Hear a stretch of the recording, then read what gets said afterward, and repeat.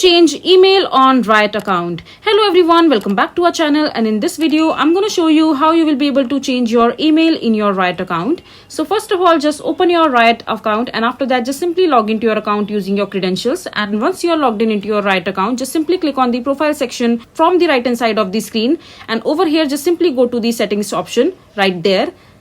And after that, under the settings section, you will be able to see your account management section on the left hand side of the screen. And when you will scroll down under the personal information section, you will be able to see your current email address that you have added in your Riot account as of now. But if you want to change it, just simply click on the email address section, and after that just simply enter the new email address to which you want to change your current email address with. And once you are done entering the new email address, just simply click on save and verify. And as soon as you click on the save and verify section, you will receive a verification email on the email address that you will just mention over here. And after that, you need to go to your email address to verify your particular email ID that you are mentioning right there, and that way you will be able to change it. So this is basically how you will be able to change your email in your Riot account. I hope you find this video to be helpful. So that is it for this video. If you find this video to be helpful, make sure to hit that like button, and don't forget to subscribe to our channel for more such informative videos, and I'll see you the next time.